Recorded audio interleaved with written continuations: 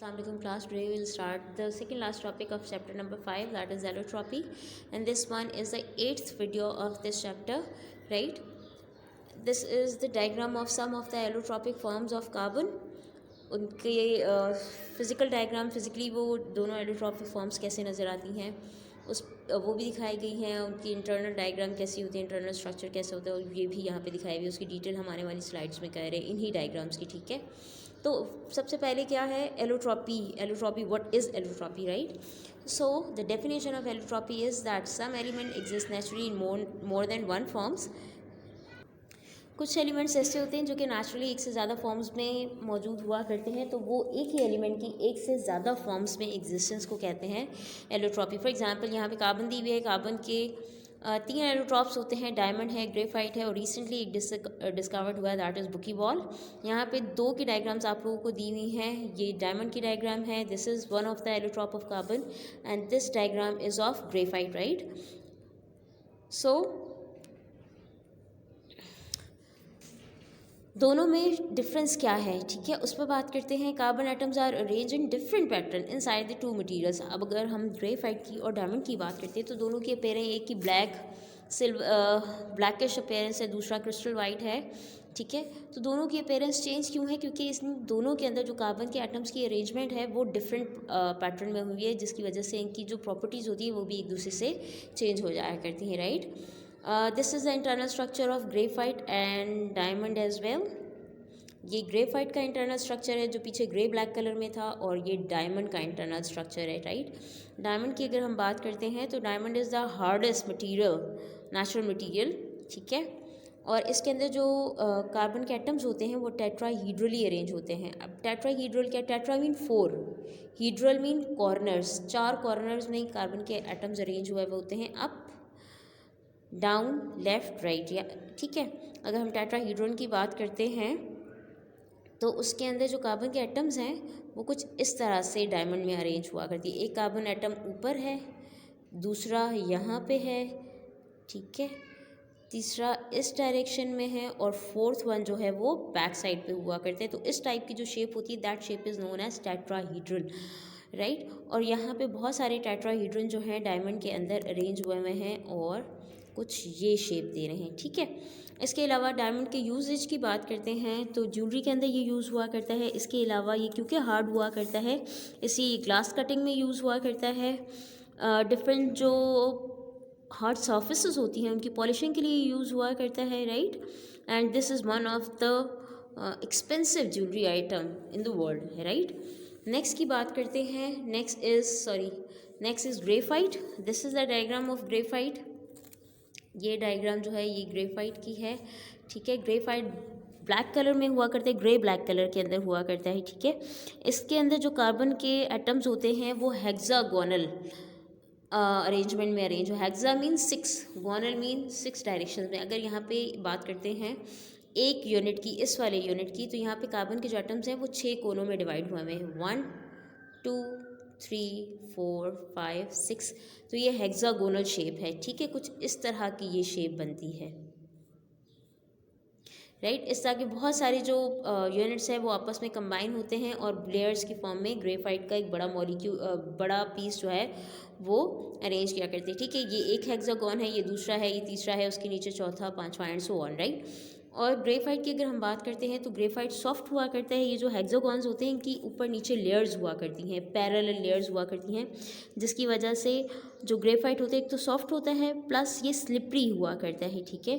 और इसकी एक लेयर और दूसरी लेयर और या इन कार्बन एटम्स के बीच में जो फोर्स ऑफ अट्रैक्शन है उस फोर्स ऑफ अट्रैक्शन को कहते हैं wonder wall force of attraction. और ये wonder wall force of attraction जो होती है ये बहुत वीक अट्रैक्शन हुआ करती है as compare to ionic compounds के अंदर जो पॉजिटिव और नेगेटिव की फोर्स ऑफ अट्रैक्शन होती है उससे ये बहुत ही कम हुआ करती है, क्योंकि यहाँ पे चार्जेस नहीं हुआ करते एटम कार्बन एटम्स के दरम्यान में, ठीक है। ग्रेफाइट की अगर यूजेज की बात करते हैं तो ये एज एन इलेक्ट्रोड यूज़ हुआ करता है, लिब्रिकेंट्स के तौर पर इसको चिकना, मशीन के डिफरेंट पार्ट्स को चिकना रखने के लिए एज लिब्रिकेंट्स इसको यूज़ किया जाता है, प्लस लेड पेंसिल्स के अंदर एज ब्लैक पिगमेंट यूज़ होता है, ठीक है। थर्ड हम बात करते हैं कार्बन के एलोट्रॉप की, that is bucky ball. Diagram उसकी आपकी बुक में गिवन है। एक फुटबॉल की तरह का उसका स्ट्रक्चर हुआ करता है, जिसमें 40 to 100 ऑफ कार्बन एटम्स जो हैं वो आपस में अरेंज हुए होते हैं, ठीक है। और हर एक का हेक्सा या पेंटागन हुआ करता है। ये वो 5 कोनों वाली या 6 कोनों वाला रिंग बनाया करते हैं, ठीक है। और ये जो बुकी बॉल वाली स्ट्रक्चर है, ये कार्बन का एक आइसोटोप होता है, कार्बन 60 उसके अंदर मौजूद हुआ करती है, ठीक है। नेक्स्ट हम लोग बात कर रहे हैं एलोट्रॉप्स ऑफ फॉस्फोरस के ऊपर। फॉस्फोरस के 2 एलोट्रॉप्स हैं, ठीक है। एक है वाइट फॉस्फोरस, दूसरा है रेड फॉस्फोरस, और तीसरा ब्लैक फॉस्फोरस होता है, जिसको कि ज़्यादा हम लोग कंसिडर नहीं किया करते हैं, ठीक है।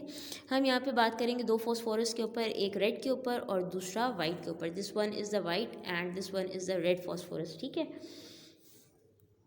इन 2 के ऊपर हम लोग आज बात करने वाले हैं। Hold on. सो वाइटिश या येलो फॉस्फोरस की अगर हम बात करते हैं, इस वाले फॉस्फोरस की, ठीक है, जो कि आपके पास पेल येलो में है, तो ये रिएक्टिव हुआ करता है, पॉइजनस हुआ करता है, ठीक है। इसके अलावा अगर हम वैक्सी हुआ करता है, ये चिकना हुआ करता है। इसकी सॉलिबिलिटी की बात करते हैं तो ये 2 ऑर्गेनिक कंपाउंड हैं, बेंजीन और कार्बन डाइसल्फाइड, उनके अंदर ये डिज़ोल्व हुआ करता है। बेंजीन ऑर्गेनिक कंपाउंड है, जबकि कार्बन डाइसल्फाइड जो है CS2, कार्बन डाइसल्फाइड का फॉर्मूला होता है CS2, तो ये एक इनऑर्गेनिक कंपाउंड है, ठीक है। इनके अंदर वाइट फॉस्फोरस जो है वो डिज़ोल्व हो जाया करता है, राइट। इंटरनल स्ट्रक्चर की अगर हम बात करें वाइट फॉस्फोरस के, तो इसमें जो फॉस्फोरस के मॉलिक्यूल्स होते हैं वो अगेन टेट्राहीड्रली अरेंज हुआ करते हैं। जैसे हम लोगों ने कार्बन में डायमंड के लिए बताया था कि अगर हम अरेंजमेंट ऑफ फॉस्फोरस एटम की बात करें तो वो इस तरह से अरेंज हुआ करते हैं, ठीक है। ये चीज़, एक पी ऊपर होगा, दूसरा राइट पे होगा, लेफ़्ट पे होगा, और फोर्थ वन जो है वो बैक साइड पे होगा, ठीक है। तो टेट्राहीड्रली फॉस्फोरस के एटम्स अरेंज हुआ करते हैं वाइट फॉस्फोरस के अंदर। नेक्स्ट हम बात करने वाले हैं रेड फॉस्फोरस पे। This one is the red phosphorus, ठीक है। इस पे बात करने वाले हैं। अगर हम इसकी बात करते हैं तो ये वाइट के कंपैरिजन में लेस रिएक्टिव होता है, पॉइजनस हुआ करता है ये भी, ठीक है। और इसको हम प्रिपेयर कर सकते हैं जब हम वाइट फॉस्फोरस को 250 डिग्री सेल्सियस के ऊपर, इस वाले वाइट फॉस्फोरस को अगर हम 250 डिग्री सेल्सियस के ऊपर 250 डिग्री सेल्सियस के ऊपर अगर हम इसको हीट करते हैं वैक्यूम चैम्बर में, लेकिन उस वैक्यूम चैम्बर में कैटलिस्ट के तौर पर सल्फ़र या आयोडीन अगर मौजूद है, तो वाइट फॉस्फोरस को अगर हम 250 डिग्री सेंटीग्रेड के अंदर with in vacuum chamber in the presence of sulphur और आयोडीन हीट करें, तो ये वाइट फॉस्फोरस किस में टर्न हो जाता है, रेड फॉस्फोरस में कन्वर्ट हो जाया करता है, ठीक है। अगर हम बात करते हैं रेड फॉस्फोरस के एटॉमिक स्ट्रक्चर की, तो इसमें भी जो कार्बन के एटम्स होते हैं वो टेट्रा एटॉमिक हुआ करते हैं। टेट्रा मीन 4 एटम्स पर मुश्तमिल जो रेड फॉस्फोरस का एक यूनिट है वो मुश्तमिल हुआ करता है, ठीक है। ये मैंने टेट्राहीड्रन ही बनाया है कि एक अप है, दूसरा लेफ्ट है, राइट है, और ये बैक साइड पे है, ठीक है। तो यहाँ पे भी 4 जो एटम्स होते हैं फॉस्फोरस के वो अरेंज करते हैं खुद को और रेड फॉस्फोरस बनाया करते हैं, ठीक। और रेड फॉस्फोरस के जो मॉलिक्यूल्स होते हैं, सॉरी, रेड फॉस्फोरस की शेप होती है कुछ इस तरह से, ये वाले 4 एटम्स होते हैं, ठीक है। और ये लॉन्ग चेन बनाया करते हैं कि 4 एटम्स का एक यूनिट दूसरे 4 एटम्स वाले यूनिट के साथ कंबाइन होगा और दूसरा वाला तीसरे के साथ कंबाइन होगा, तो इस तरह से रेड फॉस्फोरस के लॉन्ग चेन मॉलिक्यूल्स हुआ करते हैं, ठीक है। इसके अलावा आप लोगों के पास जो एलोट्रॉपिक फॉर्म्स दी हुई हैं दैट आर ऑफ सल्फ़र, लेकिन उसको स्टार्ट करने से पहले हम कंपैरिजन देख लेंगे between 2 allotropic forms of phosphorus. अगर हम वाइट फॉस्फोरस की बात करते हैं तो उसका मेल्टिंग पॉइंट होता है 44 डिग्री सेल्सियस, जबकि रेड का जो मेल्टिंग पॉइंट तो नहीं, खैर सब्लाइम पॉइंट जो है वो 400 डिग्री सेल्सियस है। आप लोगों ने मुझे ये बताना है कि सब्लाइम का क्या मतलब होगा, ठीक है।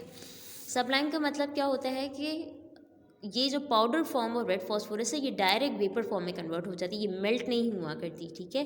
इसलिए यहाँ पे सब्लाइम का वर्ड यूज़ हुआ है। सब्लिमेशन के प्रोसेस को हम लोगों ने लास्ट स्टेज में इसी चैप्टर में डिस्कस किया था कि किसी भी सॉलिड सब्सटेंस का डायरेक्ट वेपर्स में कन्वर्ट हो जाना is known as sublimation, right. Appearance अगर हम देखते हैं दोनों एलोट्रॉप्स की, तो वाइट जो फॉस्फोरस होता है वो येलो या वैक्सी नज़र आता है, जबकि रेड जो है फॉस्फोरस वो ऑरेंज रेड पाउडर्ड फॉर्म में हुआ करता है, राइट। सॉल्युबिलिटी की बात करते हैं, वाइट फॉस्फोरस बेंजीन में सॉल्युबल हुआ करते हैं, जबकि रेड फॉस्फोरस बेंजीन में इनसॉल्युबल हुआ करता है। वाइट फॉस्फोरस का स्ट्रक्चर जो होता है सिंपल मॉलिक्यूल होता है, जबकि रेड फॉस्फोरस में चार टेट्रा फॉस्फोरस एटम्स जो हैं वो एक दूसरे के साथ मिलकर लॉन्ग चेन स्ट्रक्चर बनाया करते हैं, इसलिए इसका स्ट्रक्चर जो होता है वो जॉइंट हुआ करता है। ठीक है, नेक्स्ट हमारे पास एलोट्रॉप्स हैं आप लोग के सिलेबस में सल्फ़र के, राइट। सल्फ़र के 2 आइसोटोप्स हुआ करते हैं, ठीक है। और इनमें जो 8 सल्फ़र के एटम्स होते हैं, हर एक में 8 सल्फ़र के जो एटम्स होते हैं वो कोवेलेंटली बॉन्डेड होते हैं एक दूसरे के साथ, कि 8 जो सल्फ़र के एटम्स होंगे वो एक दूसरे के साथ यूनिट बनाएंगे, ठीक है। और फिर एक उसका सिंपल यूनिट बनेगा किसी भी सल्फ़र के आइसोटोप का, एलोट्रॉप का, राइट। तो यहाँ पे आप लोगों के सिलेबस में या सिंपली नेचर की बात करते हैं ज़्यादातर, तो नेचर में 2 आइसोटोप्स ऑफ सल्फ़र जो हैं वो एग्जिस्ट किया करते हैं। एक को हम कहते हैं रोम्बिक फॉर्म, दूसरे को हम कहते हैं मोनोक्लिनिक सल्फ़र, राइट। जबकि एक नॉन क्रिस्टलाइन फॉर्म भी होती है, ये सिंथेटिक होती है ज़्यादातर, वो एमॉर्फस होती है और उसको कहते हैं हम प्लास्टिक सल्फ़र, राइट। तो सल्फ़र की एक एलोट्रॉपिक फॉर्म्स होती है नीडल शेप, उस नीडल शेप, ये वाली जो शेप है, ये नीडल वाली जो शेप है, इस शेप को हम कहते हैं मोनोक्लिनिक सल्फ़र। जबकि सेकंड एलोट्रॉप ऑफ जो सल्फ़र है उसमें पायरामिडल शेप हुआ करती है, छोटे छोटे पायरामिड बने हुए होते हैं, वो एक दूसरे के साथ जॉइंट होकर पूरा क्रिस्टल सल्फ़र का बना लिया करते हैं, उस शेप को कहते हैं rhombic shape. This one is the rhombic sulphur, ठीक है। जबकि तीसरा मैंने कहा है कि मॉर्फस हुआ करते हैं और सिंथेटिक भी होता है, उसको हम प्लास्टिक सल्फ़र कहा करते हैं, राइट। और ये जो सल्फ़र के दोनों फॉर्म्स हैं इनके बहुत सारे केमिकल यूजेस हुआ करते हैं और ये इजीली मार्केट में अवेलेबल भी हुआ करती हैं और केमिकल लैब्स में इनसे बहुत सारी चीज़ों को सिंथेसाइज किया जाता है, right. So guys, this is all for today. If you guys face any kind of confusion और difficulty, you may text me. Thank you so much.